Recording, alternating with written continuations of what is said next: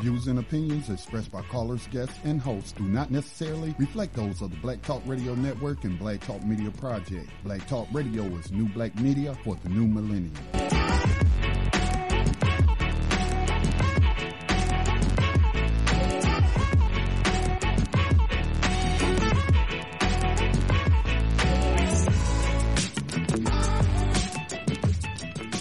Dinar would have had serious consequences for the world financial system, but may also have empowered the people of Africa, something black activists say the US wants to avoid at all costs.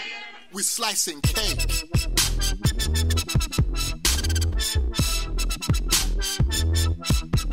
We're slicing cake.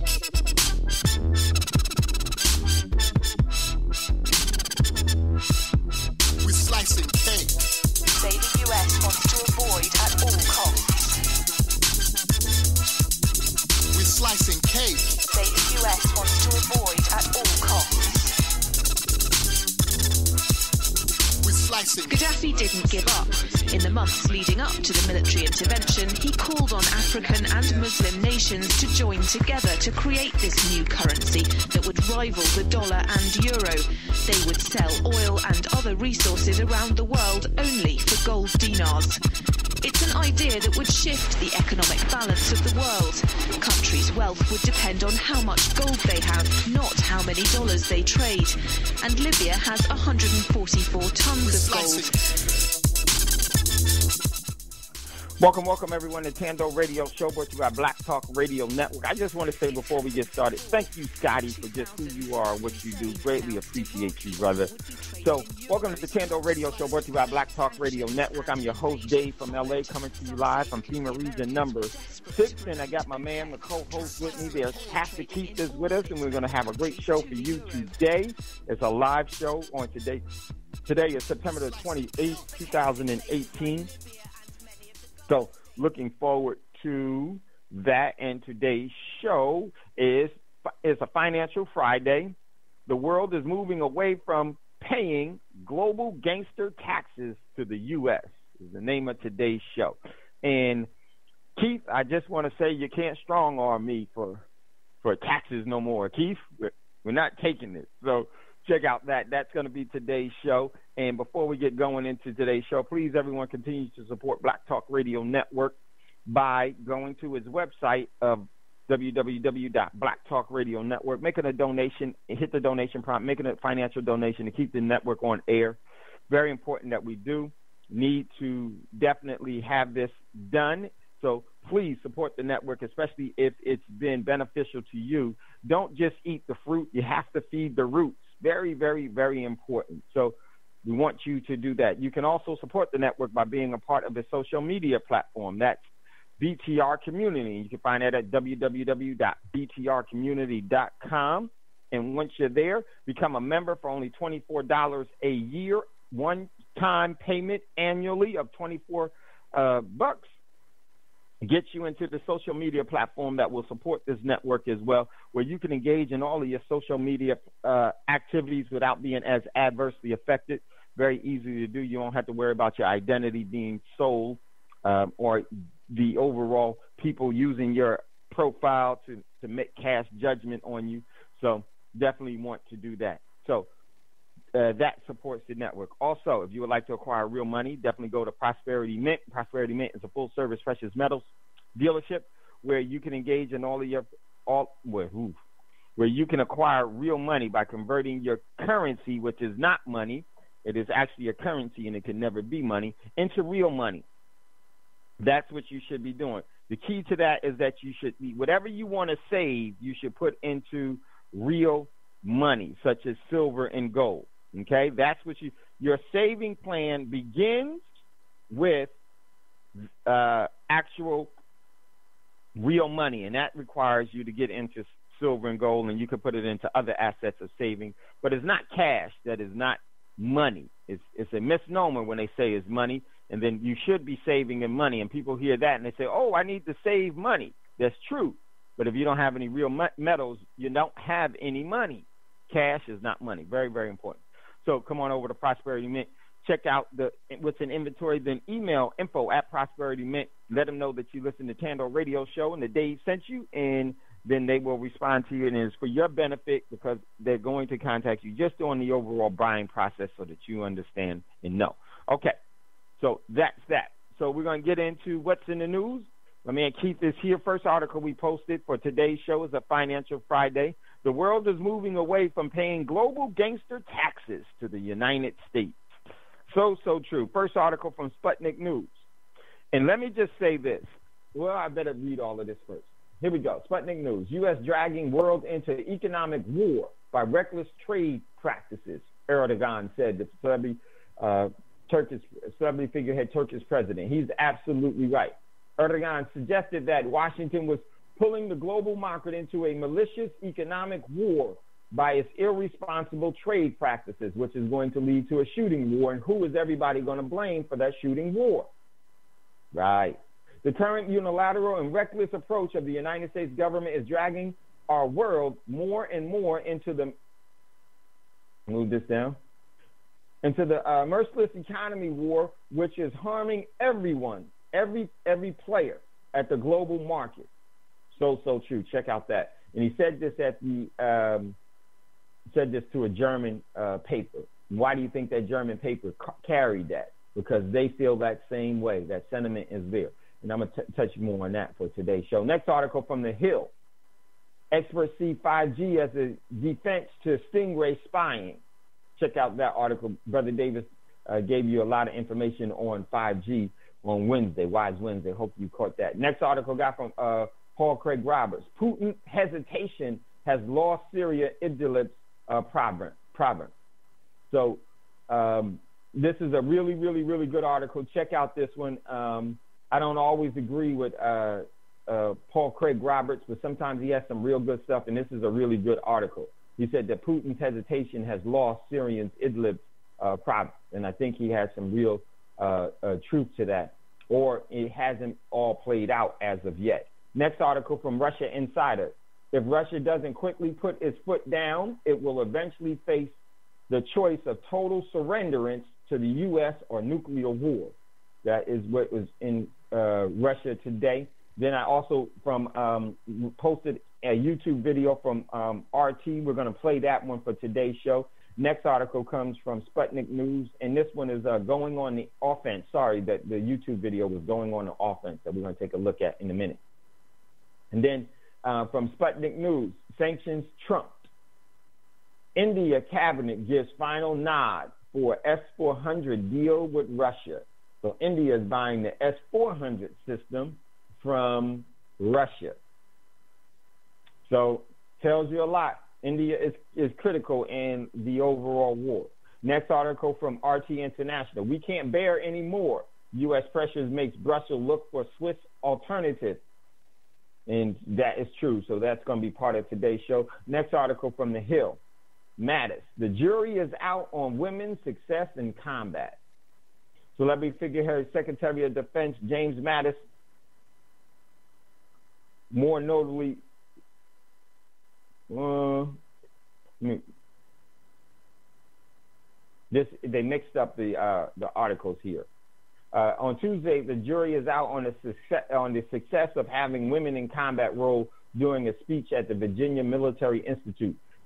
There is no such thing as success of having women in combat. That is the most expedient way to depopulation. No, a land without men is conquered. Meaning, if you don't have any men, then your land is going to be conquered by somebody. The land Dave, without women is barren. Meaning you don't exist. Hey, Dave. So, yeah, go ahead, Scotty. You know, they really been pushing that through propaganda, and I'm talking about through movies. Okay, now. For example, I saw a clip on, I think it was on Facebook, where they were talking about, hey, we're going to put this film in production about the Amazonian warriors of Africa, for the kingdom of Dahomey, which I had read about them in my research about the slave trade and whatnot. And the kingdom of Dahomey was some of the biggest slave traders on the continent of Africa.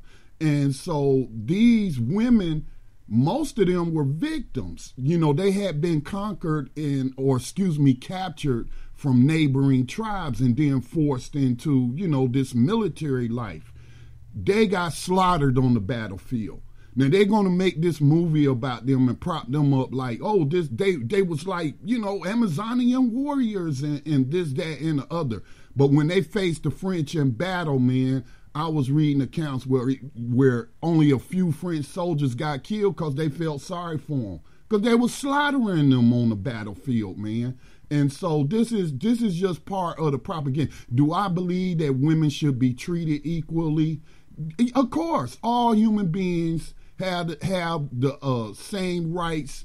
Absolutely. Nobody should be mistreated. But at the same time, we have to look at reality. Women's bodies are not made the same as men. You're talking about different bone density. You're talking about different strength. I mean, and there are some things women can do better than men. Why can't we just accept that? Why do we want to put women in combat roles on the battlefield?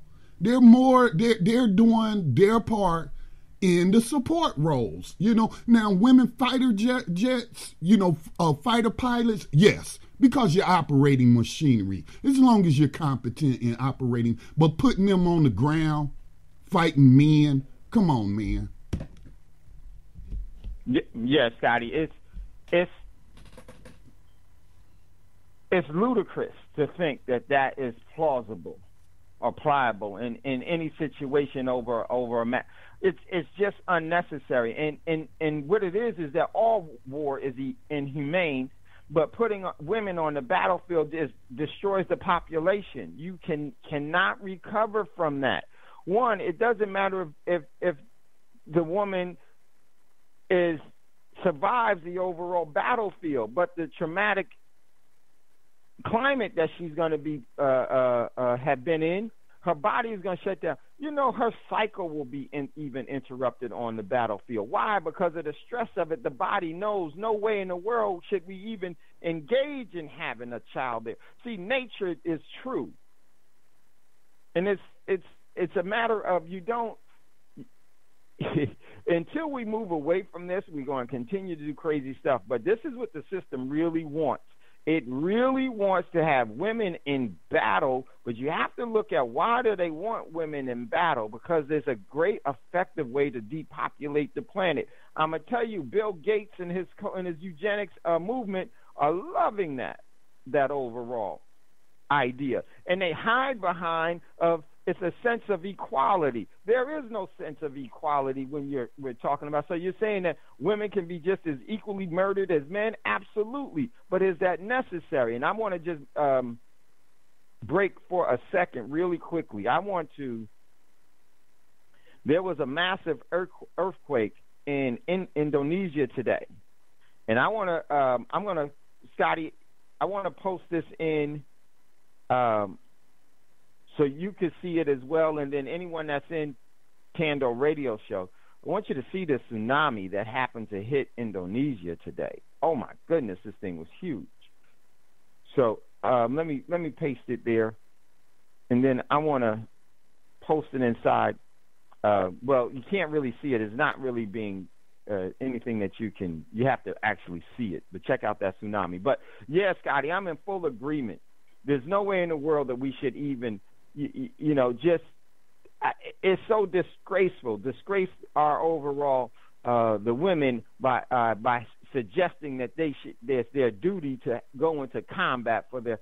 We have really become insane, and we have a culture of violence in this country that has permeated the whole world, and it's sickening. It's actually sickening. So, but let me get back to what's in the news. So, yeah, that no way in the world should that be. Okay, next article. Oops, went too far. Next article got from Bloomberg, and this one is $1 trillion deficit. $1 trillion deficit. Whatever. $1 trillion deficit, whatever, says new Washington consensus. and they put out the American budget, and in this, this is ridiculous. This overall $1 trillion deficit. Whew, man, this is going to be bad for everyone here economically. Next article got from CNBC, and it says Treasuries and securities holdings fall below $4 trillion for the first time in 4 years. But it really was meaningless, and it's a setup for something else. It's actually come down a little, but the overall margin of it coming down is not really. It's going to wait until the Fed is going to have to be buying a bunch of stuff relatively soon, and that's not going to be good for the general population. Next article I got was from CNN, Cerebrally Naive Network. CEOs are cashing in on market boom. Hint, read between the lines. They are selling their shares of stock. And who they selling it to? General population that's going to get fleeced in this whole thing. So they're exiting. So check out that, and that's going to be a part of today's show. Next article, major part of today's show in so many ways. The Italian budget worries hit European market. Italy and the other emerging markets in some of Europe and everything else, they're having major banking and major economic problems are going to definitely spread, and it's huge. So check out that article. Then I posted the YouTube video for the tsunami. So what we're going to do, we're going to get in on today's show. And today's show, the world is moving away from paying global gangster taxes to the United States. And very important. And so what I want to do is I want to first, Scotty, if we could play this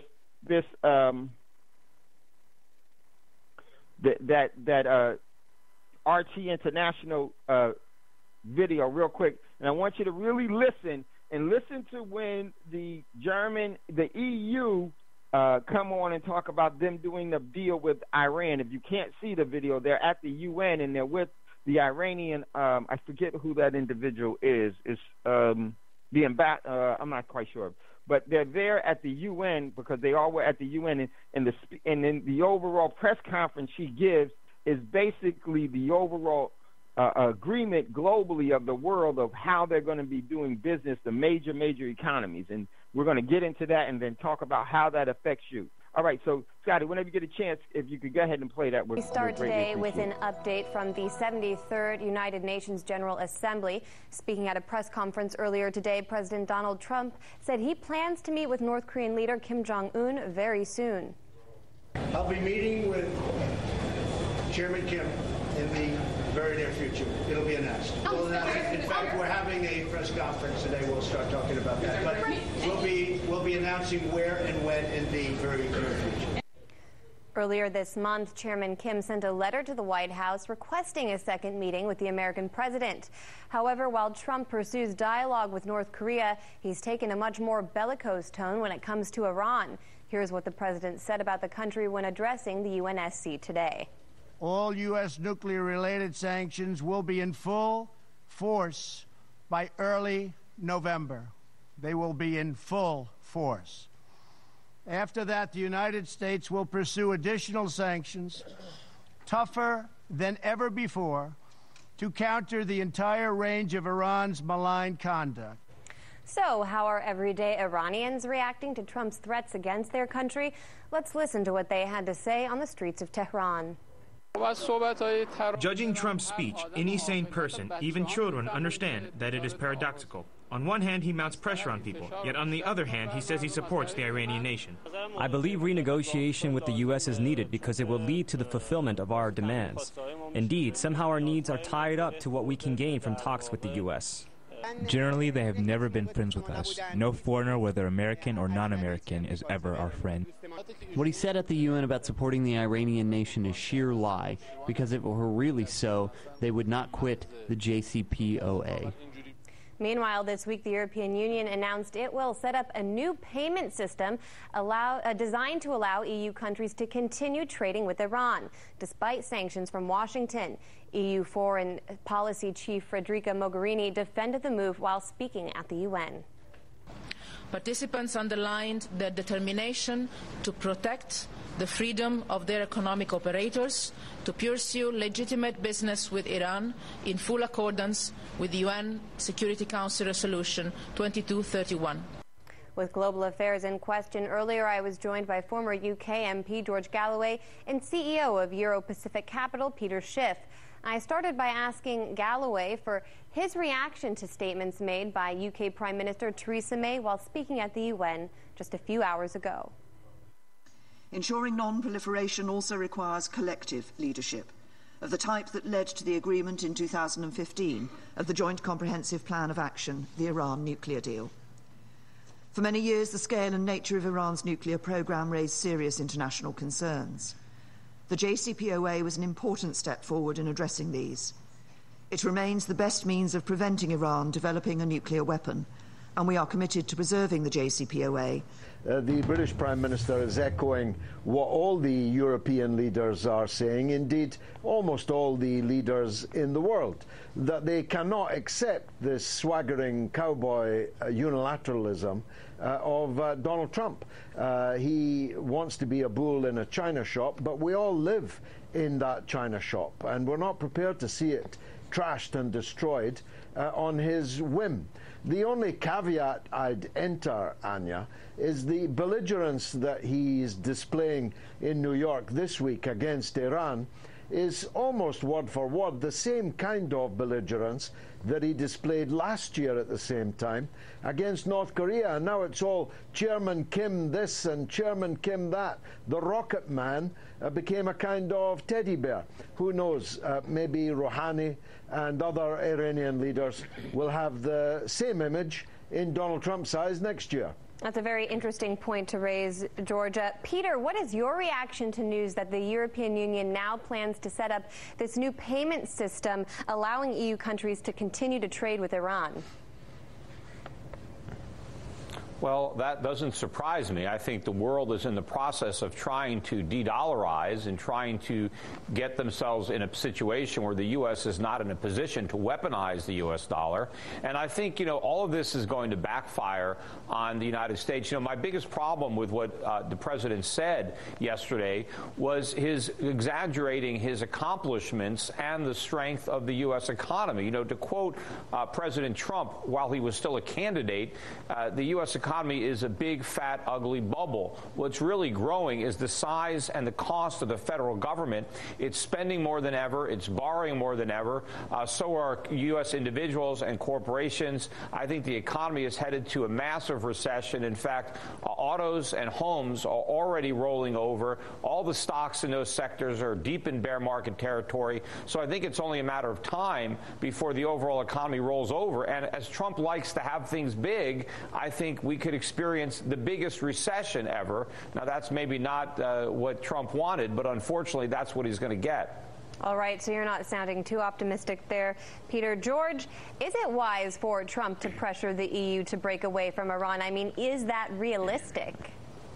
No, they're not going to do it. It is quite a jewel in the crown of international diplomacy, and there haven't been many jewels over recent years. It was a proposal which did deal with the problem that had been identified, and it was working in a pristine way. No one has claimed that Iran has broken in any way the terms of this agreement, and to try and strong-arm the Europeans into breaking it isn't going to work.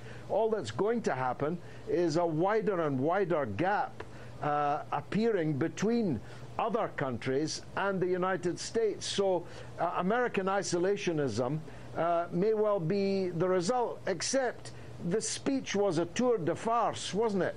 Not a tour de force, because as well as saying that he was going to put America first and not interfere in other people's business, he's busily threatening Germany with condign punishment, even if it's only the vituperative kind, for exercising its sovereign right to buy its energy from whomsoever it likes. So it's American isolationism when it suits, and it's American hegemony when that suits. And people are not going to live with that double standard. Peter, you mentioned Trump's speech yesterday, and for us, the team here at In Question, one moment stood out very clearly when Trump boasted of his major international accomplishments. He was surprised by how international leaders reacted. Let's listen to that soundbite. In less than 2 years, my administration has accomplished more than almost any administration in the history of our country. America's so true.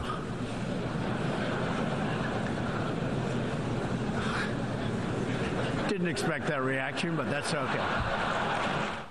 I see both of you are laughing. Peter, what did you think of that moment yesterday at the UN Security Council, General Assembly? Well, first of all, I think the president was probably referring to what he believes he's accomplished domestically, maybe not internationally. But, I don't think he's accomplished a lot. And, historically, presidents that have accomplished things have accomplished bad things. So in my mind, accomplishing nothing in general is better than accomplishing something bad, because I like to have government small. And we started in America with very small government, and all we did is make it bigger. And so all the accomplishments were really setbacks. But, I think the president is trying to claim credit for what he thinks is his booming economy. The problem is going to be when the economy comes collapsing down, that's going to leave him in a much worse position. And I think because he was bragging so much about what really was a bubble, that's going to weaken his negotiating position once the bubble pops. What Trump really should be doing is leading by example. He should be unilaterally reducing or eliminating tariffs, and especially non-tariff barriers that exist here in the United States. Hey YouTube, thanks for checking out our channel. We hope you enjoyed the video. We have tons of content. Okay, so that was the video that I wanted you all to hear, and there's some very important parts of that. And I just want to quickly talk about some things that's going on in the world. Right now, Germany's and France's economies are really, really being threatened. And it's by multiple ways. And here's how it's being threatened. Because Brazil, South Africa, currencies are being threatened. Italy, which is going to weigh and sink France. Turkey's economy is really going to hurt Europe as well. And all of this is being orchestrated on purpose. And you're having economic currency crisis throughout the world. India's currency is in crisis. All of the currencies around the world are having crisis pressure, but some of them are in a state of crisis that has not really been speaking about. And of course, the U.S. is definitely it. And what it's going to do, Keith, is that it's going to cause the world to have to look to a way that they can anchor their currency safely. And by doing that, whoever does that first is going to gain the overall global momentum, economic momentum, because everybody's going to want to do business with them. And the most effective and efficient way to do that is to anchor your currency into money. And there's different forms of money that you could do that with oil, with silver, with gold, with productive farmland, and things of that nature. And it has to be real manufacturing. It has to be a real business. It can't be a service, because a service is currency, is not money. If you don't create something, you're really not in business, because business, the real definition of business is that you're manufacturing something. But then there's the service economy that's important and necessary, of course. But it is subordinate to, you cannot sustain yourself on a service business. You have to create something. It's just kind of like the service business is the complementary convenience of having a business. Service would be like a car wash. There's no necessity for a car wash. That's a service business. And if you look at the U.S. economy, which is never really get talked about. They changed so many of how they measure things, and that's where the manipulation happens. The U.S. economy has been in recession since the 80s, and it's a continuous recession that has been in, and that recession is going to only continue to grow. And most notably in 87 was Black Monday, but then there was 1990. In the 90s, you had the dot-com bubble. Then in 2000, you had 2008. All of that is coming to a head, and I think sometime relatively soon, the next economic crisis in the U.S. is going to be profound, because the rest of the world is pretty much in the same position, and they realize what has really gotten them into that position. And what has is gangster taxes and having to facilitate and uphold someone else's insatiable appetite and consumerism, known as the U.S., and they don't want to do that anymore. Would you want to do it? Absolutely not. So because of the currency crisis, right now the U.S. is attacking Turkey's economy. Why? Because then Turkey's not doing what the U.S. wants them to do, which is going to turn into an act of war. Here, let me read this one article from Sputnik News, very important on this Financial Friday. Here we go. And then how does this play out to you? All of this is coming to a head so we can see this. Here it is. The Turkish president.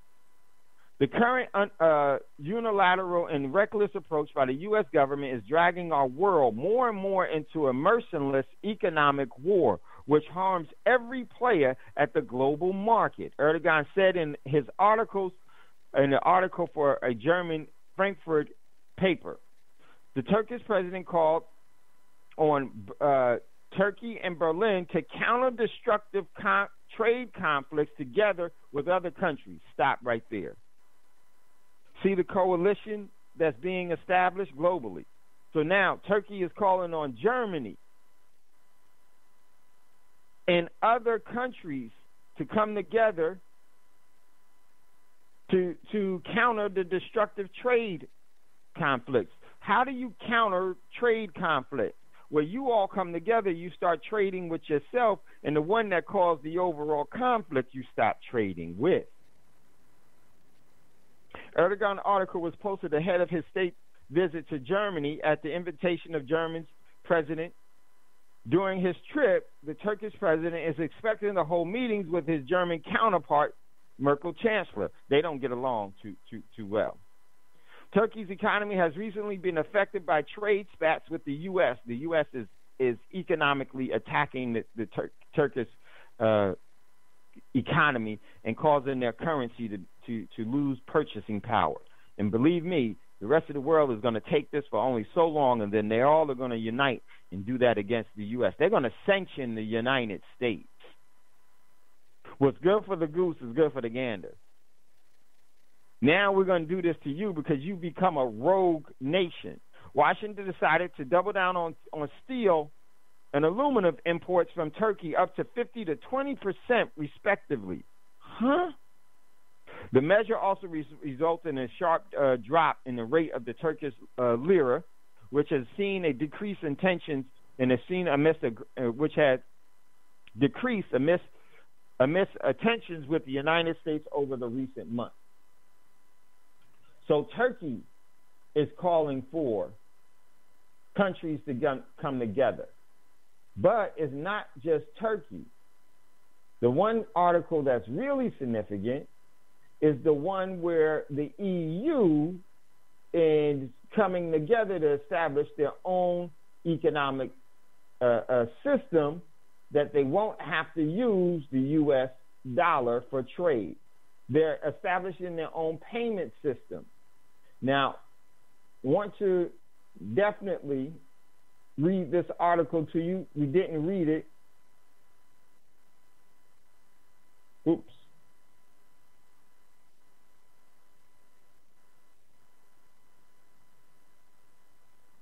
Let me jump into it real quickly.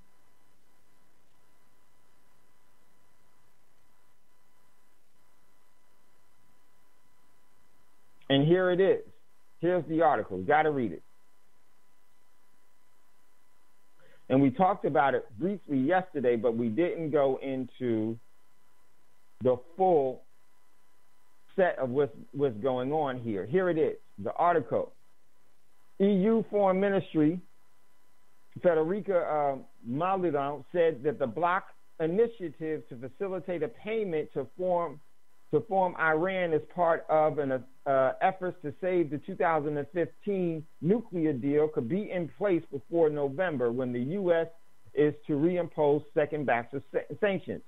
She believes that the special purpose vehicle, SPV, which is aimed at keeping trade with Tehran flowing while the U.S. sanctions are in place, will be established before November. Even though it is still at initial stages now, the plan to create the special payment channel was the first announced as a joint statement by the overall foreign policy maker and the Iranian minister on Monday, after the ministry's meeting of Iran and the remaining parts of the nuclear agreement, officially known as the Joint Comprehensive Plan of Action. Mindfully of the urgency and the need for the tangible results, the participants on Monday welcomed the practice proposed to maintaining development payments channels, notably the initiative to establish the special purpose vehicle to facilitate payments related to Iranian exports, including oil imports, which will assist and reassure the economic operations pursuing legitimate business with Iran. So wait a minute, what are they saying? They're saying that the EU wants to have legitimate business with Iran, and what does that mean? That means buying a bunch of their oil, because winter is at hand. So how much oil will the EU need? A whole lot. So what is that going to do to the U.S. sanctions? Totally nullify them. What is the U.S. going to do? After you sanction someone, there's only one thing after you can do after you sanction someone, and the sanctions don't work. You have to attack them. You have to attack them. And in that attack, I just want to say it probably in the next 10 days is going to be critical, because I definitely think that the U.S. and Israel is planning a major airstrike against Syria and Russian facilities inside of Syria, because they're not going to allow that overall S-300 to go online. Because once that S-300 goes online, they lose all of the leverage there. And I definitely anticipate today, tomorrow, it may be this weekend, or definitely next week, that they're going to have airstrikes there. And when they have those airstrikes there, here's what's the critical part. The rest of the world will choose. What side are they on? Now, in these airstrikes, they're saying that France and Germany may be a part of it. I don't think they're going to be a part of it. I don't think that they're going to be a part of it. But if they do become a part of it initially, eventually they'll come around and change. Because they can't attack Iran and they need to buy oil from Iran. Not going to happen. So I would say for all of us, be mindful and watch and be ready for when this does happen, because from the initial, when you attack Russia, Russia's response is going to be critical. And I don't think that Russia's response is just going to be in the Mediterranean. I think that Russia's response is going to be global. Because they're going to have to make this a global war in order to actually nullify the U.S. and Israel. Israel can be easily taken care of, and I think that they will. The U.S. will be taken care of as well. They're going to have cyber attacks, Keith. Because that's a expedient way to destabilize your overall adversary. They're going to have a cyber attack, shoot down satellites in space. China will get involved and engage immediately. But I don't think that they're ready to do it. But you don't know really what these countries have. You don't know how many aircraft carriers China has. And then not only that, they may be able to mitigate that portion that they don't have, because they've been putting missile defense places all over the world. And Keith wanted to chime in. Let me let him in. Okay.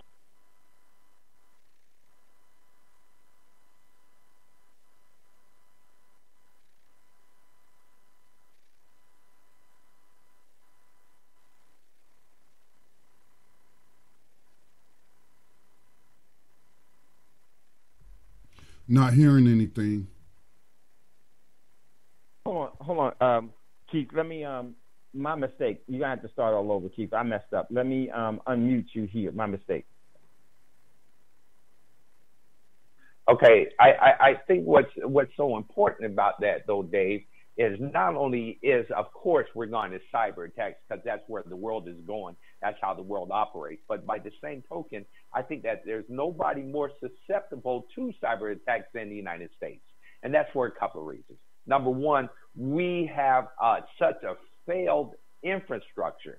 But that in itself doesn't make us so bad because a lot of these countries don't have much of an infrastructure. The difference is those people learn how to operate without one. We are completely and totally reliable on ours. So when they take ours out, we are completely at a loss. We don't know how to hunt. We don't know how to fish. We don't know how to live off the land. Everything is completely 100% dependent upon our electrical grids, et cetera, et cetera. And if they take those out, we're done all by itself. I believe that we're the only country that they can win a war against without shedding any blood. I don't even think we talk about nuclear wars. We talk about all those things. We talk about this military. I don't even think those things are necessary. I think if they shut down our military grid, it will render us useless for 80% of the population. Well, there's a lot of scientific data to support that, Keith. You're actually absolutely right. The U.S. is completely vulnerable, and it's the Achilles heel is the actual dependency on technology. And we got my man Roz that's in queue. I'm gonna go to Roz in 1 sec. So yes, we're so dependent upon that. You know, the overall smartphone. Think about how a cyber attack would have an effect on everyone. It would affect everyone's pocket because everybody's got a phone in their pocket, and that reliance on that phone it's like another, you know, limb to the body. It's an artificial limb to the body now. And so we're so susceptible to that. And we're going to definitely talk about that more in today's show. But let me get to my man Roz. Roz wants to chime in. Haven't heard from him in a while. He calls in when he can because of our new hours. So let's go to Roz. Roz, what say you? Hey, peace and love to you, Brother Dave. Peace to you, Brother Keith, Scotty, of course, and the other callers and listeners. Man, oh man, for every action, there's an equal and opposite reaction. Everything that you all are describing is basically the slavery system. And that's why I think what Scotty's doing is so brilliant. And I love him and Max and everyone else that does that abolitionist work. What it is America has created all of their systems, all of the organ systems that make up the functioning of the United States. All of the different areas of people activity were all systems of enslavement. And they found codified, highly modified ways to enslave us to different things that they control, which includes the grid, which includes the God system, guaranteed on-time delivery system of goods and services. All of that stuff is enslavement. And in those other countries that don't have infrastructure or very small infrastructure, they didn't have a system of enslavement. So those people did maintain those traditions on how to live off the land. They maintained traditions on how to live without electricity. They maintained traditions on how to live without an indoor plumbing system or bathroom. These were things that I saw growing up in Trinidad and Tobago. And what it is that system they created, as far as all of these different control mechanisms as far as our access to goods and services, were nothing but ways to enslave the citizens of this country to the government itself. Now they're at a position where that system has come to bite them in the backside. That's why I said for every action is an equal and opposite reaction. Because like Pastor Keith just said, we are so vulnerable because no one knows how to live off land anymore. Everyone, the vast majority of people are in city environments where everything is given to you, so you have no concept of chilling to eat. You go and get your food nicely, packaged meat with blood in it in the supermarket. You don't know how to pick up a gun and go out and hunt, or how to look at tracks, or how to look at plants in your area that are indigenous to that area that are edible. So that's where America's slavery system is all-encompassing, 10 areas of people activity slavery system is now going to really, really put it in at an extreme disposition. And I think it was a clip you had played yesterday where the guy was saying that America is such a violent nation, where our culture is so violent that when the society collapses, it's going to be unprecedented, the levels of violence we're going to see. And I agree, and I think that we really need to prepare for that psychologically. Americans are not used to seeing people get their heads blown off in the street or getting limbs chopped off, and this is stuff that happens in other countries all the time. I know in a lot of other countries, they will show horrific images of human bodies being mauled and disfigured severely in those types of events. Americans are not ready for that. So just prepare, seriously, like everything you've been saying, David, has been coming to so many different people from so many different walks of life and areas of expertise are all coming to the same conclusion that you came to like 8 years ago, if not earlier than that. But that's when we started listening to you on the air, at least me. So, I mean, it's deep. It's really deep. And with that, I'll mute my line, but I just want you to think about that. We are enslaved to the way that they do things because that was the intention. All they did was modify slavery into the system we live in now, beyond the prison industrial complex slavery that they codified in the Constitution. So let's get that understanding clear, and let's start really making moves to do something to prepare ourselves, because if you think any of those series on TV, Walking Dead, The Strain, anything, has nothing on real life calamity that we're going to be facing in this area when everything hits the fan. Thank you. With that, I'll mute myself. Yeah, well said, Roz, and I definitely appreciate you. Good to hear you and what you bring to the show, and always look forward to growing because we have to. And it's the U.S. is actually, the United States has put itself in a predicament where it's telling the rest of the world, you're going to do what we say, and then you're going to do it our way, and we're going to be the ones that benefit from it. And they're laughing at that, and they're going to go in a different direction, so that when they do engage Russia in Syria, in Iran, in that overall region of the world, and then it cross-pollinates into Djibouti, and then it goes over to the Ukraine. It actually will go to the Ukraine, then to Djibouti, then to northern Africa, then it will go into Europe, and then it will go into South America, Central America, the South Sea of China, the Korean Peninsula. It will cross-pollinate into everywhere. And as it does that, what do you think the overall countries of the world are going to do? They're going to see the great bully vulnerable, and they're going to take their shot. And the great bully won't be able to respond because the bully is going to be tied up by the bear and by the dragon. And then the rest of the countries will maneuver their way in to first nullifying the U.S., which won't take long. And then they're going to look at how they can position themselves for the new geopolitical paradigm that's absent of the U.S. And now they're going to start, they're already strategizing their positions after the U.S. is gone. This is one way that will actually assist you to get you more time to prepare, because right now they know the U.S. is already defeated, so we don't even need to do that one yet. We need to reposition ourselves. Believe me, China and Russia are positioning themselves to be paramount over each other. And part of that is delaying this war. But there's an antagonizer and a nuisance that is going to push this whole thing, and that is the U.S. itself.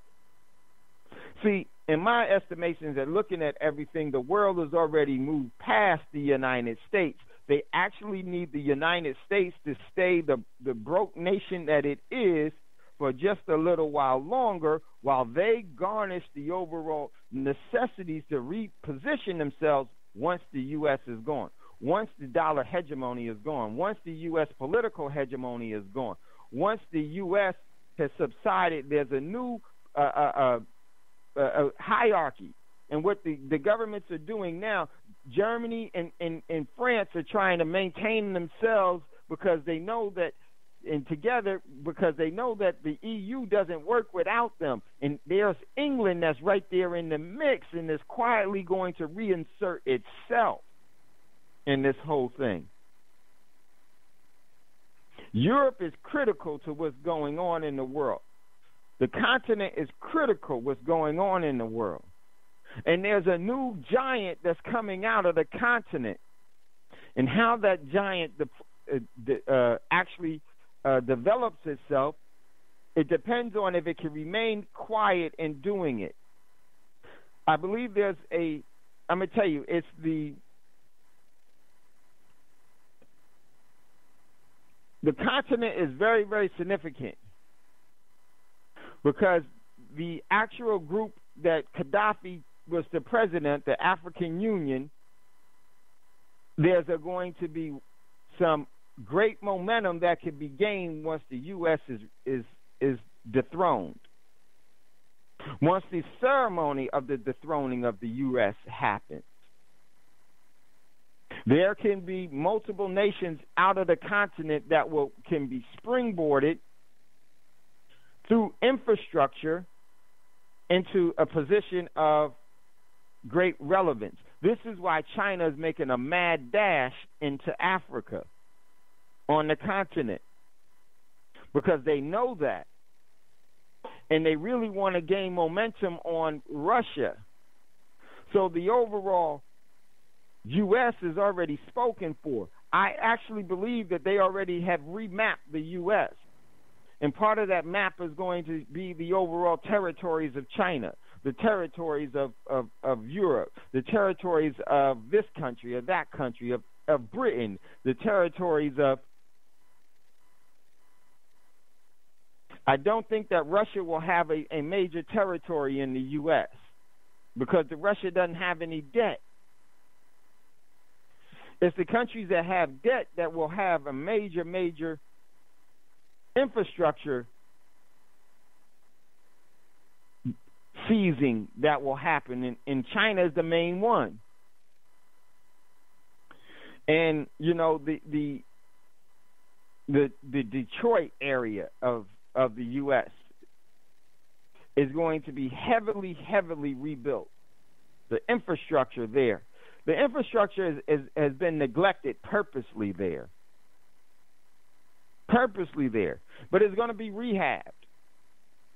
And it's going to be rehabbed by Americans working it, U.S. citizens so-called working it, but getting no benefit of it at all. All of the proceeds will be going outward.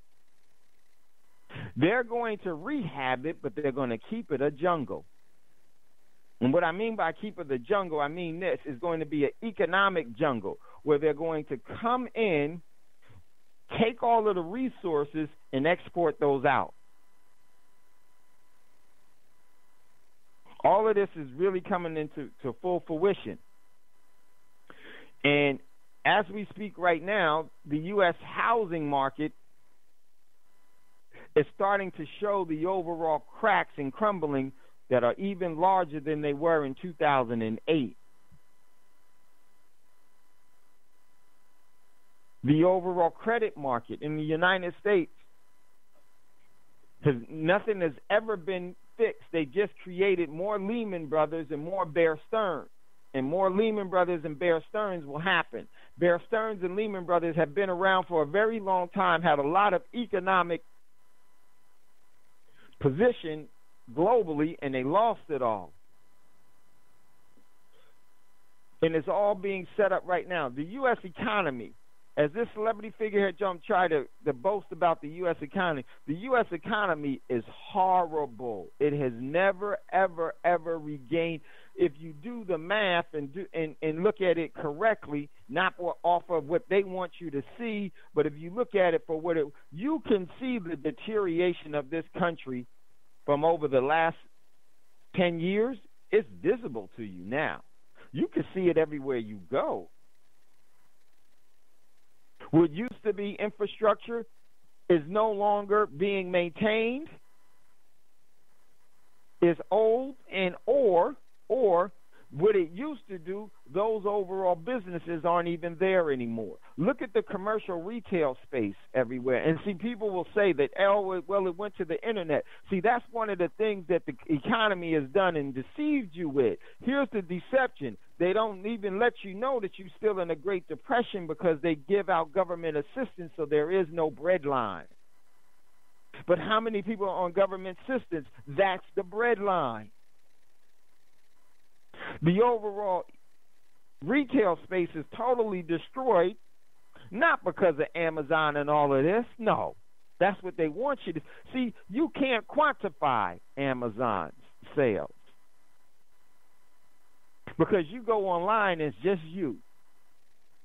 You can't go into a store at Amazon and say, "Daggone, ain't nobody been in this store for 3 months." Because it's just you. See, these are the economic tricks that they play on everybody so that they won't realize how bad things are. Because if they don't realize how bad things are, Keith, what are people prone to? Not preparing. That everything is the same, everything is all right. But you already see it and you're starting to feel that, hey, something is wrong here. So the U.S. economy has been totally from all true metrics of measuring a healthy economy, the U.S. is already on life support. And guess what? There's a power outage about to come. Keith wants to chime in. Let me mute myself and get Keith on. 1 sec.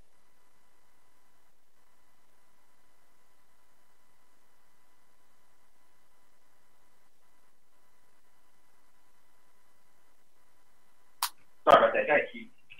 Hey, Dave, I think there's other ways that you can see it, too. I think that was a powerful point that now you can actually see the poverty in the streets. You can see in the homeless. You can see it in the safety nets.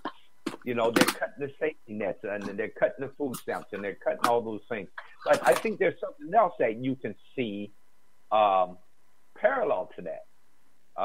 Everybody's been watching this Kavanaugh stuff on TV with the political courts, et cetera, et cetera. Well, I see one of the big differences that I see is at this point in time, if you look at what they're doing in the political arena, if you look at our politicians, they're not even concerned about making an appearance of things to look right at this point in time. At this point in time, they don't care what you think. We're going to do what we want to do, and we're going to blast it in your face. We ain't worried about this vote coming up in November and all this stuff. This is stuff we're going to do. We don't care how you vote. We're getting it done. And not only are we getting it done, we don't even care if it looks right to you. You know, if you look at supposedly the word justice, and you can break that account down to, of course, just us. But going around that, they don't care about justice. They don't care about the appearance of justice. They're about being fair. No, nothing. This is what we're going to do. Period. Take it or leave it. And at that point in time, you don't even have a single vegetable of safety in this country no more. I mean, you don't have a corner that you can go to and feel safe anywhere. They're all equally just, I don't know, destroyed for all that matter. And if it's not destroyed, it's well on its way of being so. Yeah, so true, Keith. Now, hey, we got to get ready to go to a commercial break. We're going to go back. When we come back out of a commercial break, OLG, I'm going to go to you right away, bruh. So listen, we got to go to a commercial break. You're listening to Thando Radio Show, brought to you by Black Talk Radio Network. Scotty, give me 2 minutes, please. We'll be right back after this quick commercial break.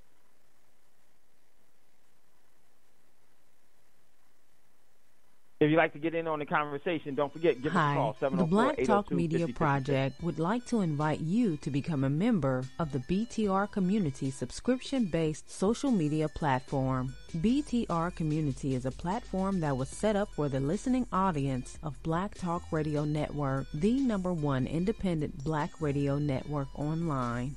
For just $24 per year, your subscription gives you access to an interactive space to share information with like-minded people with your privacy guaranteed. Your subscription will go a long way to help us maintain and improve our current media platforms. It will also help provide a budget so that we can begin the task of establishing localized media centers and radio stations across the United States. The best way to show your support and appreciation for what we do here at Black Talk Radio is to subscribe. Help us to help you be informed. Join btrcommunity.com today.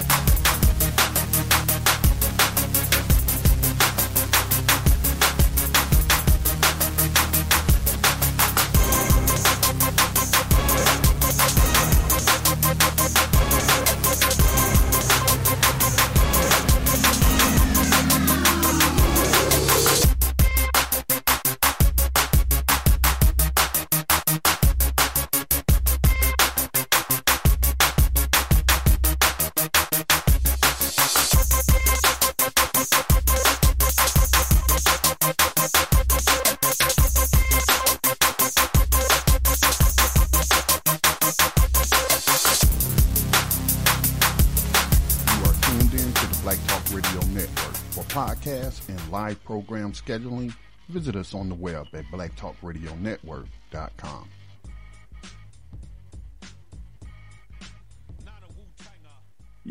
Right, because that's... Okay, welcome back, everyone, to Thando Radio Show, brought to you by Black Talk Radio Network. I'm your host, Dave, from L.A. If you'd like to get in on the conversation, give us a call, 704-802-5056. 704-802-5056 is the call-in number. I want to go to OLG, who's been waiting patiently on the call-in line. Brother Otis, what's going on? Good to hear from you. What say you, brother? Good evening, my man. Hello, fam. Let me tell you, about 4 years ago, I try to be concise. About 4 years ago, I had this conversation when people were bragging about the merits of Amazon. So I asked, and they said it's such a great idea. And I said, so you think it's a great idea that billionaires have gotten together, created a clearinghouse, labeled it to make you believe it's some kind of pathway to cheaper. Cheaper for who? The same, if the internet was such a great thing and operated judiciously, why would any manufacturer have to pay to ship their stuff to a larger distribution center when in fact they should just have UPS pick it up at their door?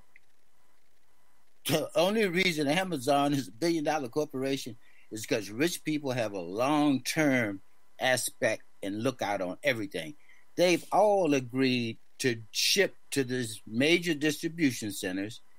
Jeff Bezos is a billionaire because guess what? All of those other billionaires own a stake in his company. It is a collaboration. I told them then it would eliminate brick and mortars, which means they won't even bother to let you get a piece of the pie for working to distribute it. They just want you to be an end consumer.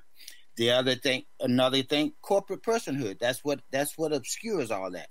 And people are buying a bill of goods that this is so good because you can sit confined in your home and get all of these products sent to you. But you're not benefiting. You're doing nothing but consuming. As a matter of fact, you're basically a maggot stuck in a cesspool. You don't even get to go out and interact with the world. And here's another part. You talked about Russia's presence and other countries' presence in this country as it decays.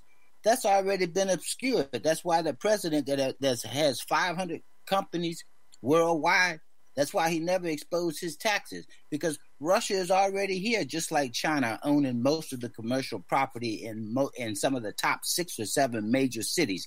Even go further than that, also ownership in so much of the fertile farmland and water rights, all through Arizona, Nevada, Northern California, all owned by Chinese corporations, but they're in bed together. I just want to say I like the work you do, brother. You tie it all together. Most people don't want to see it, but sometimes you got to step back from that forest to really see what's going on. Whoo! I'm gonna tell you, Otis laid it out there, and it's and the part that really shook me that I didn't even account for was he's absolutely right. I hope you heard when Otis said that you're a part of the cesspool, because you don't even go out to have interaction with people anymore. This was their overall design, and that was so true. See, I knew that I saw that in just the overall smartphone thing. But when he just I didn't ever really connect that until Otis just said it. You're actually becoming a cesspool in your own home, because there is no interaction there is no community that's being built. There is no alliances that are being orchestrated, but they're aligning together to actually exploit you, and you're taking on the whole world as an island. And they're easily going to defeat you. As Otis said, as we always say too, they have 100, 200, 300-year plan, and that one of their plans in that 300-year plan is for you to get you to have a 3-week, 2-week, or 1 week, or 1 darn minute plan, which is always going to be nullified by the longer plan. And Dave, man, when Otis said that, yeah, go ahead, Otis. Before you go any further, I want to say something about this community, why I like your community, what you've established here.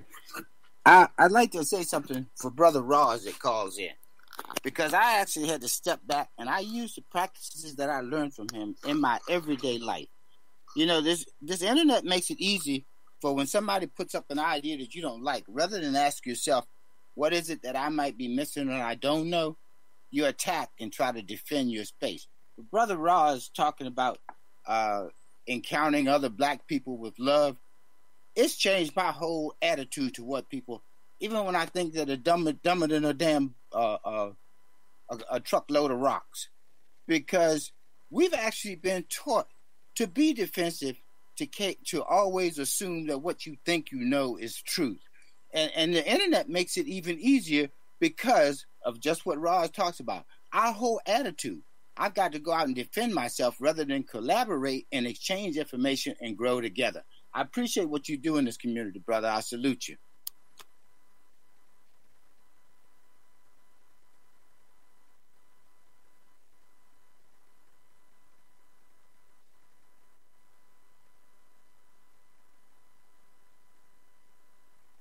Can't hear you, Brother Dave, but I do want to chime in when you get a chance.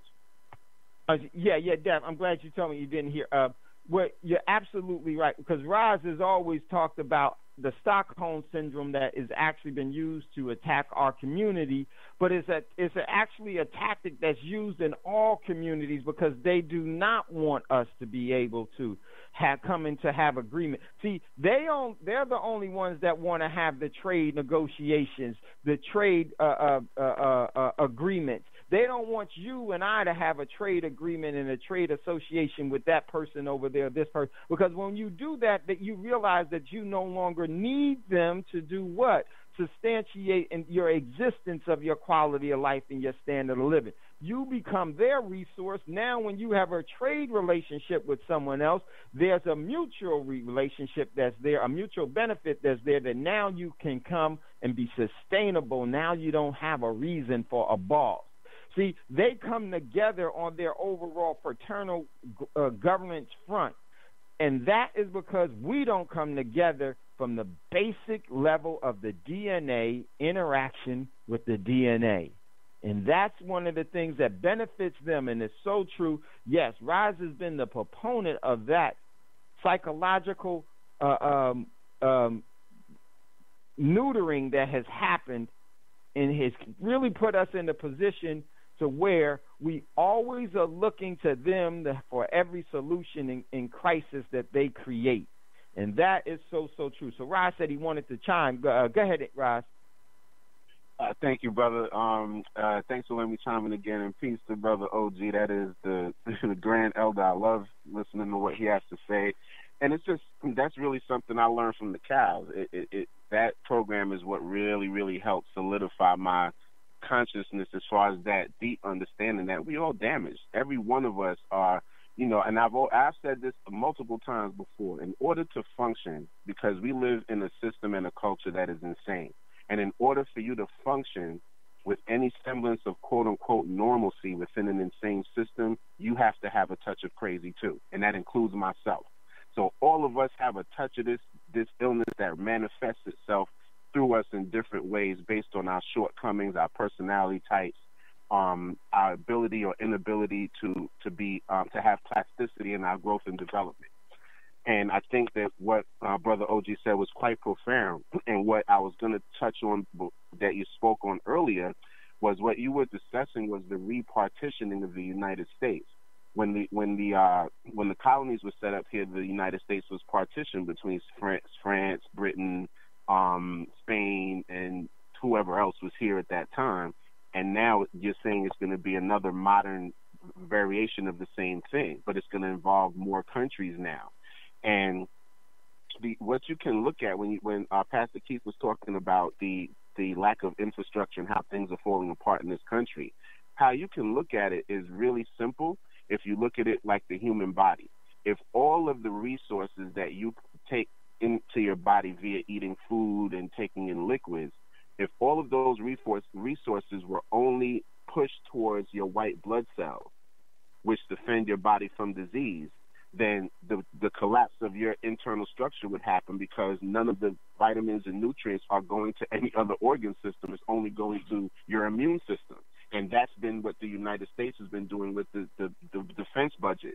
That was why I posted that article in your thread yesterday about the U.S. by 2023 will be paying more on their interest on their debt than they're paying in their over-bloated national defense budget, which is now almost $800 trillion. So that's really what's been happening for so many decades now that, like you said, Dave, we're starting to see it. And the craziest part is China has been buying up stuff in this country for decades. Just like Brother OG said, he chimed and said a lot of what I wanted to say. But one other thing I wanted to add to what he said was that I've talked about this a bunch of times too, that China also owns every single one of the United States rare earth mineral sites in the domestic United States. So the United States cannot even go into its own soil to dig up those minerals that it needs for technology, for warfare, and things of that nature. They have to either buy it from China or steal it from Africa, which is exactly what is going on right now. So I just wanted to add that and say, peace and love to you all. I love you, OG, as well, and I'll mute myself now. Thank you very much. Yeah, and what Roz was talking about was the rare earth elements. It's so true. It's Nevada. Most of the rare earth elements come out of China. Has a large amount of rare earth elements, and North Korea does as well. North Korea has one of the last vestiges of silver veins that's been unreally spoke about in their overall tapping. That's how you know that they do have nuclear weapons. And the continent has the most rare I'm earth on the elements. phone. Hey, Dave. Yes, go ahead. I just wanted to make one little clarification out of love because of what Rod said. The truth, from my point of view, and I could be wrong, actually China is being the scapegoat and the face of what's happening to us, because we got to remember, just like I tell people about cars and the importation of manufactured goods from China, China doesn't own any of those corporations 100%. It is in collaboration with other corporate global companies.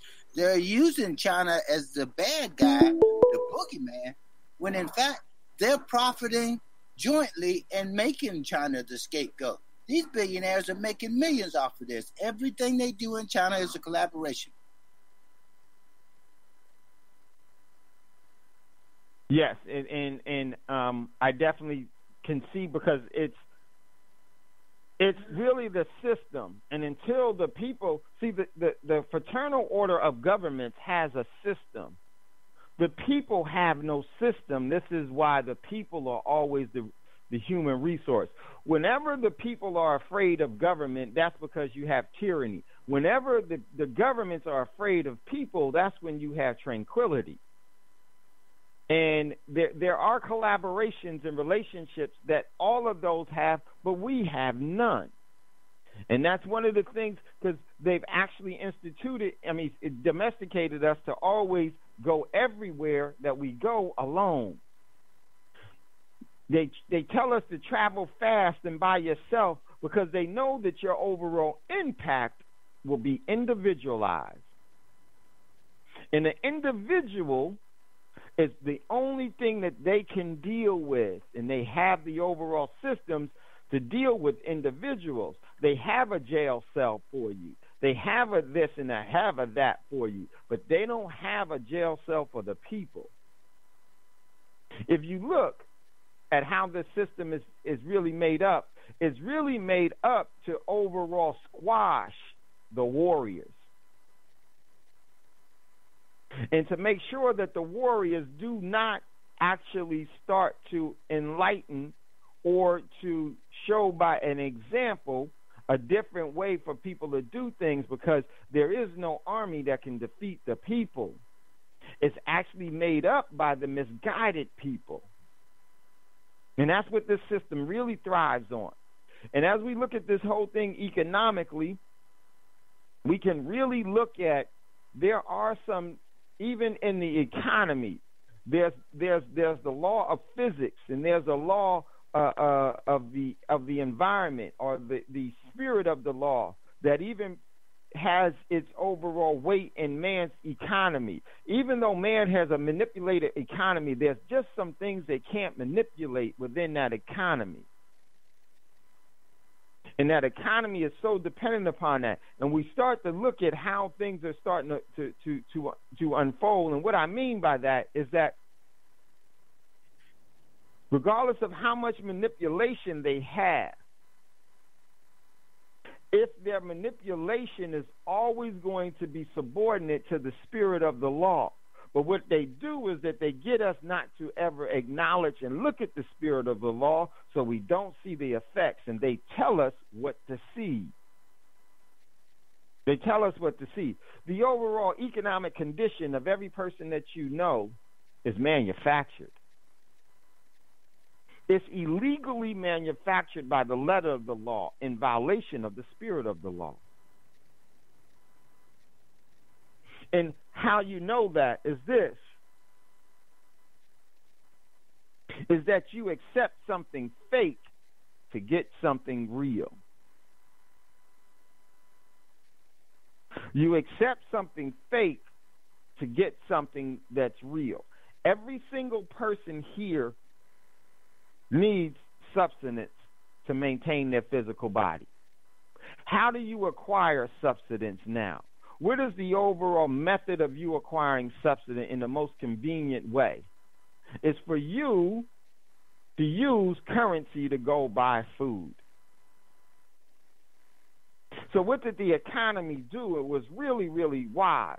They interject their fakeness to have sustainability and have the overall benefits of the overall spirit of the law, because you have to go to them to eat, which is fake. Their cash is not real. It's manufactured manipulation. What is real is that you do need substance, but guess what? You can get that substance without $1. Did you know that? You can live without $1. I know for some of everybody say, no, you can't do that. That's because you haven't opened your mind yet. We haven't walked in truths. We've actually perpetuated our own downfall by upholding and energizing the lie. I haven't seen one bird. I haven't seen one bird Pastor Keith. Not one hummingbird, not one bird of any kind that's gone to my bird feeder or my hummingbird feeder and leave $1 and say, David, you put this in here. I need to pay you for what you gave me. I haven't seen one carry around a 1040 EZ in their talons, taking it home to their nest to fill it out with their spectacles on their beaks. They don't do it. You know what's something about the ecosystem? The ecosystem never does anything that's fake. Everything the ecosystem engages in is real. Those of us that live by the letter of the law and by the economy, we do everything by means of what's false and fake. And now I know why every animal runs when they see us. It's not that they're afraid of us. They're just afraid that overall dumbness and that foolish behavior is going to rub off on them.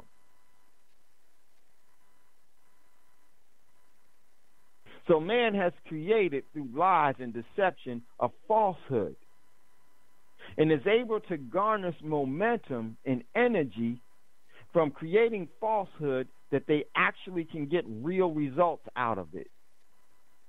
The energy that they take from us through this manipulative format is real. See, they're smart. They don't accept anything fake. They create everything that's fake, but they don't accept anything that's fake.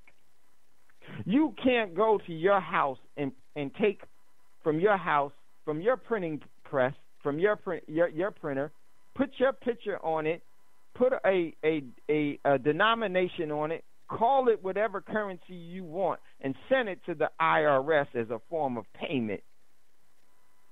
You know what they're going to say to you? You already know. See, they're not going to go for that because they're not going to sign that contract. See, we made a mistake. We signed a contract. We made a deal that we didn't even know was with the devil. See, the devil is not going to come to you, and the devilish practices is not going to come to you saying that here comes the devil practices. You want it? They may do that to some individuals because they know the overall temptational hearts of that individual. They know what that individual wants because they resonate with the evilness and the low frequency. They're not going to go to someone without a disguise, without a mask, without a cloak, without makeup, without falsehood. And because of that, we find ourselves in this position of disenfranchisement that we're really going to have to shake ourselves through. And the way that we usually shake ourselves through is that we're going to have to work through it. And that's going to be the hardest thing for us to do. Because many people have actually been taught to no longer work. You think about the internet, it has you sit on your butt and do everything. There is no prosperity on sitting on your butt.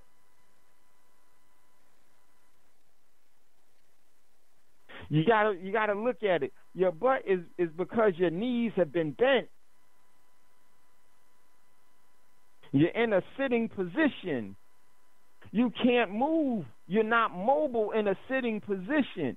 In order for us to gain traction, we have to stand up, straighten out our knees, and walk and use the overall abilities that the great Creator gave us with the energy that we have and then use those together. We can't sit here and be prosperous. You can't defeat the system on your seat. But believe me, the system is going to continue to try to keep you right there. And how they do that is that they give you some fakeness and have you doing everything that you can do to get something fake. And how they always try to get one of the things and methods, and it's a really smart thing, to get you to do that is they have you sit down. Think about that. They have you sit down. When you sitting down, you can't stand up. You can't stand up for yourself. You can't stand up for what you believe. You can't make real progress. You're immobile. You're not moving. And anything that is not moving is susceptible to all kinds of viruses and diseases and infirmity. You're a biological trap for disease. And these are some of the spiritual principles that's so true. And that's why that daggone, this whole thing of the internet is much more than what we really, really think. I just don't know of a bird that's got one email, got one password that they're struggling to remember from time to time to log back into whatever platform that they were in before. You know, FedBook is that overall creation of the internet. Do you know who really created the internet? It's the same individuals that are trying to manipulate time and space. Don't believe that the information superhighway came from that old lying politician Al Gore. It had nothing. It actually was a science project to actually subjugate and enslave mankind even more. And it is moving, and it is so instrumental in the world today that is doing just that. We always talk about the good sides of the internet, and today you have access to this, and this. You don't have access to prosperity. Because access to prosperity means that you have to do something. Man, CERN did a fantastic job in maintaining control over people by way of smartphones for dumb people. Because that's what all of these devices are. And that's what their real design is, and that's what their overall the true ramifications of it. The minimal benefits you get out of that are nowhere compared to the destructive nature that goes along with it. Dave. Yeah, go ahead, Scotty. Well, I don't know about your information on how the internet was created, but the United States Army created the internet as a way for them to communicate in case of a nuclear war. That's how the internet was developed. In case of nuclear war, which would destroy all telephone lines, above ground telephone lines, the internet was developed by the U.S. military, the Army specifically, in case of a nuclear attack in an alternative form of communication. And I just like to say, man, that Black Talk Radio Network wouldn't even exist if it wasn't for the internet. Thando Radio Show wouldn't exist unless you went and paid a bunch of money, like, up to $500 an hour to be on your local terrestrial radio station. And, I just have to, express my disagreement with that, man. That's why I got into that's why I started Black Talk Media Project, because we as a people were cut off from more traditional forms of communicating directly with our people. Specifically, the 1996 Telecommunications Act allowed big corporations to buy up or to saturate the market. And when I say saturate the market, what I mean is a typical radio market will be like, my area will be Charlotte. Your area, it will be Dallas. Whereas before they could only own one or two stations, the 1996 Telecommunication Act allowed them to own up to 8 stations, which had the effect of squeezing out the independently owned black terrestrial radio stations. So I just had to say, man, I wouldn't know you if not for the internet or any other people that I've met through this medium. That's all I wanted to add. But I get Man, what you're Scotty, saying. I love you, and I've never not known you, but actually, the internet was actually created by the European Organization of Nuclear Research with the U.S. government and other governments, commonly referred to as CERN. They were the ones that actually created the World Wide Web. And I agree with you that the necessity of what we're able to do with it, because us as resourceful people, we are always going to have the ability to use, even in the most detrimental forms, our relentless human spirit will always align us to move it towards whatever we are being actually attacked by. We can actually defeat it by our overall collective prudence, and that's what we do. You know, as human beings, we really don't move until our back is really against the wall. So we'll take whatever that's there, and we will, because our overall spiritual nature is still attached to us, to where we know that we need to have something else. But the actual internet let me share was this a part with you. of the physics. Let me share this with you. The first workable prototype of the internet came in the late 1960s with the creation of ARPANET, or the Advanced Research Projects Agency Network, originally funded by the U.S. Department of Defense. ARPANET used packet switching to allow multiple computers to communicate on a single network. Before the internet was made available to regular citizens, when it was commercialized, by the corporations and what have you, I was using this ARPANET that they talking about, and I don't know if Otis is still on the line. I don't know. Given his job, he might have been using it as well to communicate with other people in the military. So yeah, I just want to share that. Yeah, listen, we gotta go to a commercial break. When we come back, you're listening to Thando Radio Show, brought to you by Black Talk Radio Network. We'll be right back after this quick commercial break.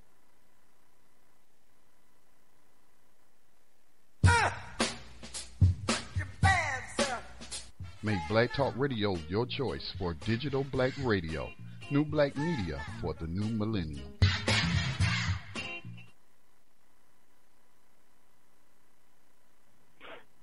Pastor, welcome back, everyone, to Thando Radio Shows, brought to you by Black Talk Radio Network. If you'd like to get in on the conversation, give us a call, 704-802-5056. Yes. Yeah, I just wanted to chime in quickly and not hold up too long. Wait, one sec, Otis. One sec. I'm going to go to you. One sec. Okay. All right, go ahead, Otis. Yeah, I was going to say, Scotty was right in one inference he was making. Because I was working in nuclear weapons, we used to use what was called a survivable low-frequency system, and that was developed based on what he just chimed in with. And so I was in there in the early 70s, and McDonnell Douglas and a couple of other corporations were bringing in prototypes trying to use, set up independently from our system, trying to refine what he was just talking about in local networks. Now, most of our systems, like I was in Arizona, so we had 18 missile sites sitting around Tucson, Arizona, and they tried to use these systems locally. So I kind of was involved early on when they were trying to use what has now become the internet. So, but I think he did make another point. I can't say what specific branch did it because it was the U.S. Department of Defense that actually usurped the work that you cited. So it's not a right or wrong thing is what I'm throwing in there, because you already know anytime high tech comes up, the military tries to use it for its advantage, and the easiest way to get money is to develop it through the Department of Defense, because you eliminate anybody stealing copyrights because it's all being done in secret.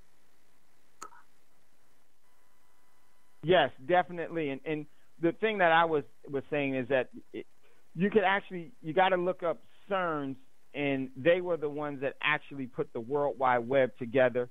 And it was actually done with one of the English physics guy, a scientist. Yes, I'm agreeing that development, you're basically talking about a timeline of how this technology evolved. Exactly, because right. once it's shared, that's what I'm saying. Just like the U.S. proton military accelerator. was definitely involved. Right. Yes, because the U.S. military was definitely involved with. I wanted to make one other thing CERN too. in creating the World Wide Web, but it actually Go ahead.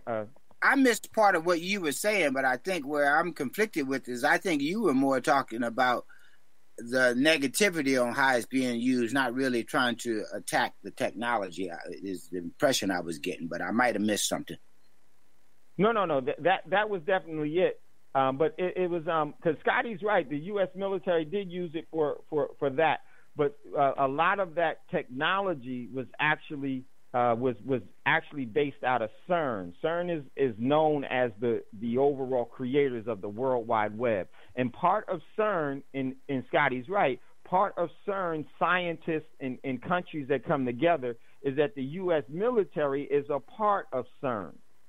And CERN is commonly known for its Large Hadron Collider, but also they got it out of the hypertext was the actual programming that was established by Tom Lees, a scientist out of the 50s, and he was a physics major that worked with CERN. And that's where, that whole thing, because CERN and the U.S.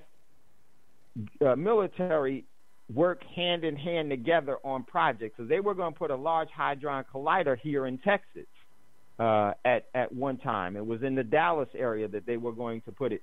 But, yeah, that's actually who is known as credited as creating the overall World Wide Web.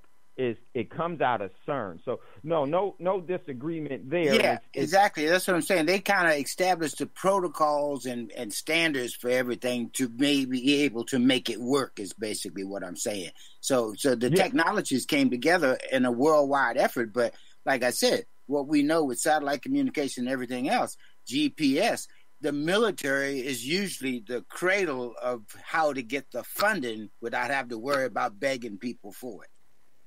And like you said, so that information doesn't get out as how it's being used, because it's national secrets that go along there, and they get to hide it there, because that is more enforceable than a patent.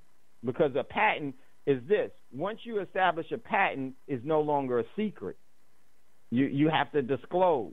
So very, very true. So no, I didn't want to get caught up there in that. And my whole thing is that, yes, the internet is here, but in spite of its benefits, believe me, there are a lot of, which we already know, that there's a lot of adverse momentum that's being correlated through the internet.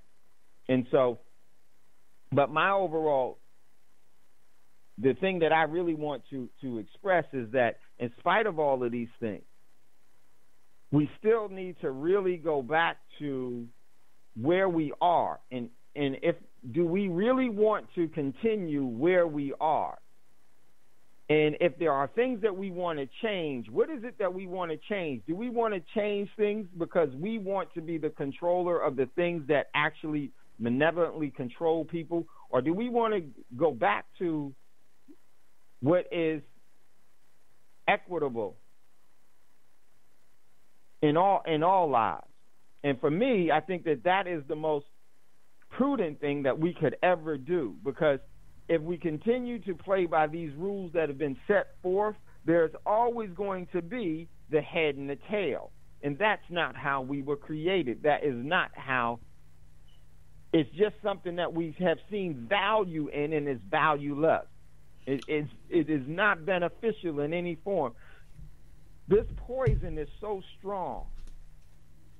This poison is so strong. It really needs to be to a point where we actually rehab ourselves to where we no longer want to partake of this in any form and fashion. And it's hard to get there once you've already tasted, or once you've already been a part of the overall fruits of the demise. It's difficult to do. It's extremely difficult to do, but I think it's a necessary journey for us to get there. Hey, Dave, to underline what you're saying, I think addiction plays into it. I think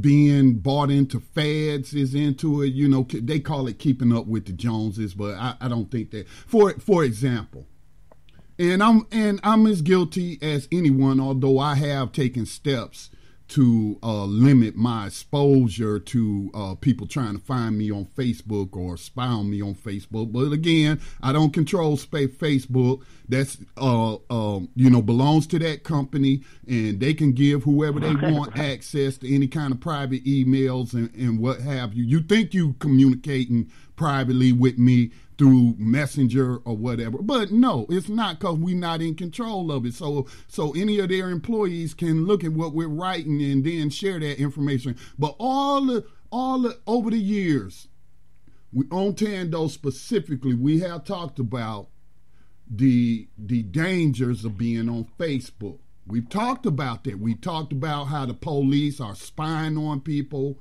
We talked about how Zuckerberg and company have been aiding governments on targeting activists in various countries, including this one, and taking away their ability to communicate to the rest of the world what they're doing.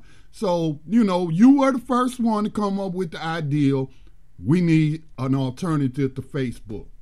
I took that ideal to the listeners of Black Talk Radio. I said I'll do some research.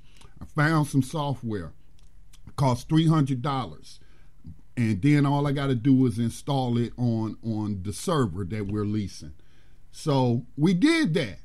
But how many people know about BTR community that listen to Thando Radio Show, but still won't join BTR community and remain on Facebook, or don't limit their activities on Facebook?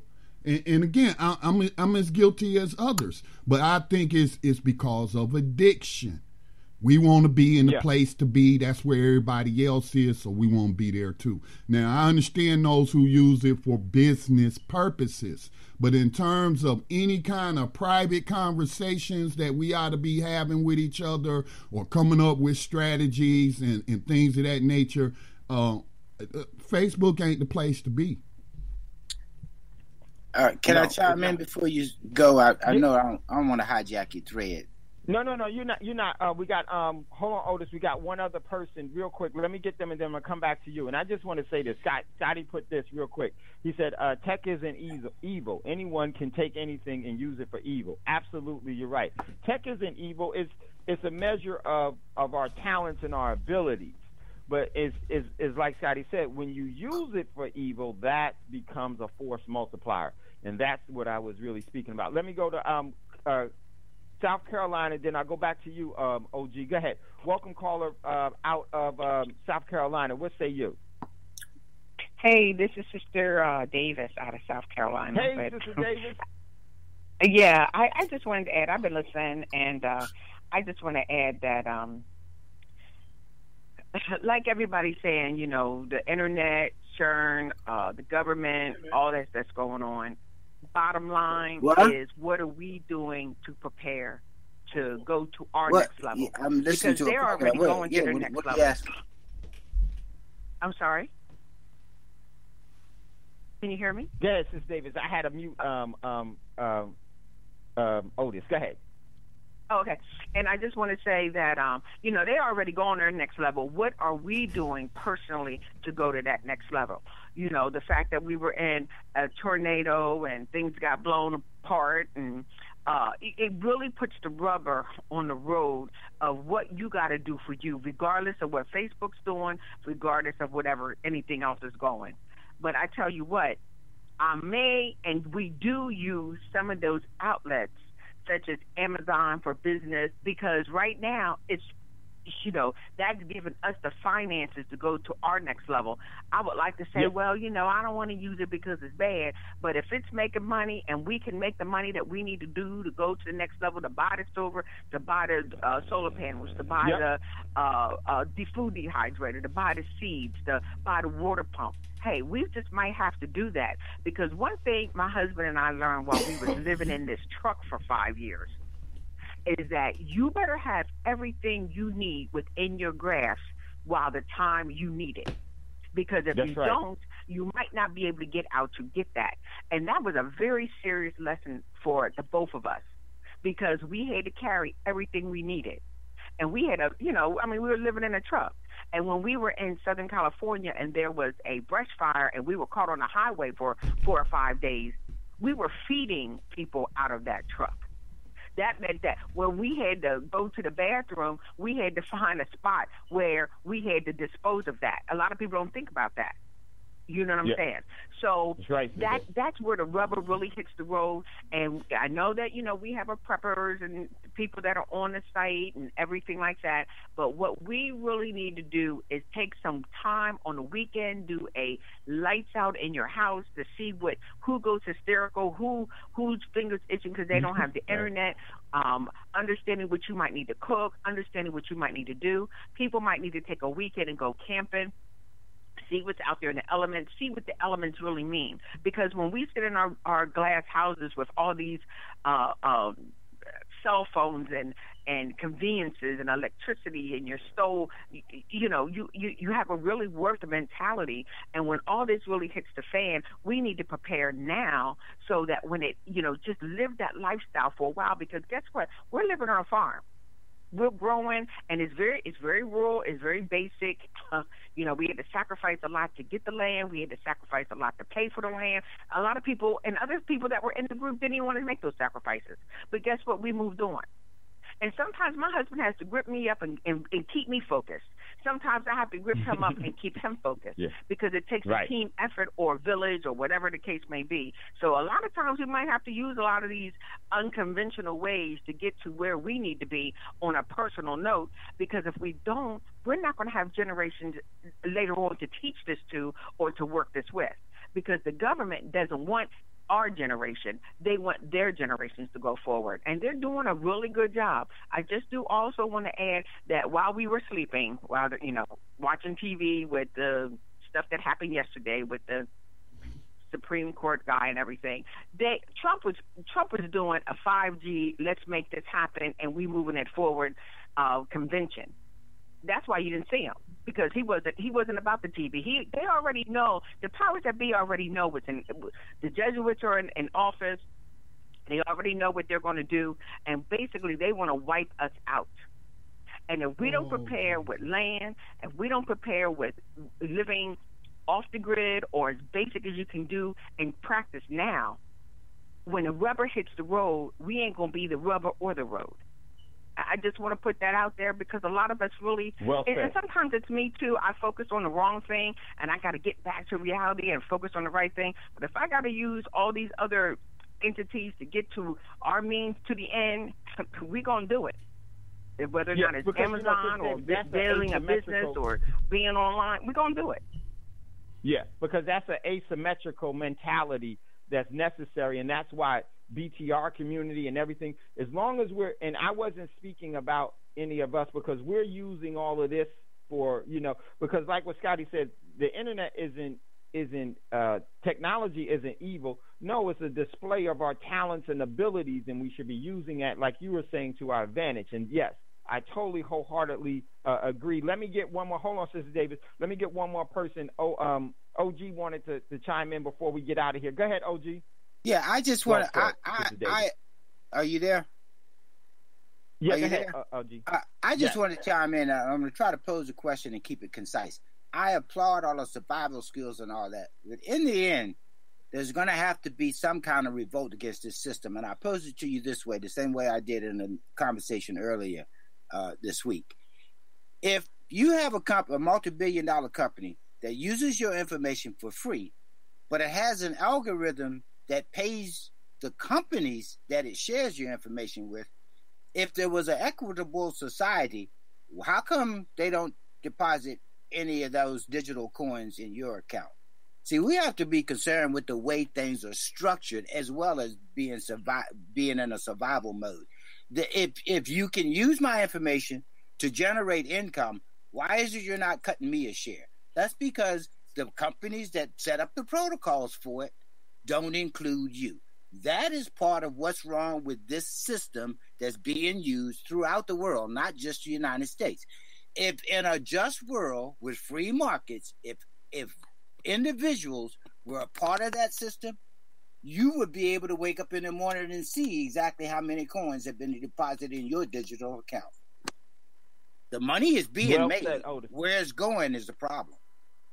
Yeah, well said. And you know, brother Otis hits a great point. You know, Sister Davis really, that's the asymmetrical approach that we want everyone to have, is that, hey, you know, use whatever it is that you need to use to your benefit within the discipline, and have a plan. You know, Scotty said it. Dave, there would be no Thando Radio Show without the internet. That's absolutely true. So we're using that technology and that talent to what it should be used for, and that's what I appreciate. That's what, you know, that's where we should all be focusing, and it's really incumbent upon us to have the discipline to remain focused on what is it that our real objectives are, because as Otis said, someone is always using you to engage in a form. This is why I say ways and means. Our way of life provides for their means of life. And so, man, great show. We got to get ready to get out of here. We got to come back. Scotty, appreciate you. Wait, we got one more. I'm going to go one more caller that was there in Atlanta. They just chimed in real quick. Caller, area code 470. You got 2 minutes. Go ahead. 1 minute. Go ahead. Yeah, this is Rob out of Atlanta. I just want to thank the show. Great show. There was a couple of things I tried to chime in yesterday. I wanted to say about the deep state or whatever. There was a book called The Committee of 300, you know, and about those shadow governments or whatever. That's a really good book. And there was a brother that wrote that book that was a part of that system. It's called The Committee of 300 by John Coleman. You want to check that out. And also, me and my family just went to go and attempted to go and buy a bush hog because we was trying to clear out some land to make some farmland out of Mississippi. They had signs everywhere, no cash. We will no longer be accepting cash. And that was a eye-opener for me right there. And I want to thank you for me already being aware of that type of situation, Dave, with the difference between money and currency. That's basically it. I caught the last end of the show, but that's all I wanted to know. Thanks, Dave. Man, wow, thanks, Rob. Call back Monday, man, because I definitely want to hear more about it. You should have seen Keith's face when you said that. Man, I really do appreciate you all. My man Roz, Sister Davis for chiming in, Otis for chiming in, Rob, you chiming in, Scotty, your input. And I'm going to tell you what I love about us is that we can always disagree, but when we look at and we hear what the other person says and how they interpret that, I come to realize something, that we never really do disagree. We just have a different way of looking at things. And so much love, much respect, but I know I need you, and I hope that we can definitely continue to grow and do the things that we need. Much love, much respect. It's never goodbye. As always, we'll see you later. And before you ask for a fortune, make sure you give one away. Peace. Gold dinar would have had serious consequences for the world financial system, but may also have empowered the people of Africa, something black activists say the US wants to avoid at all costs. We're slicing cake.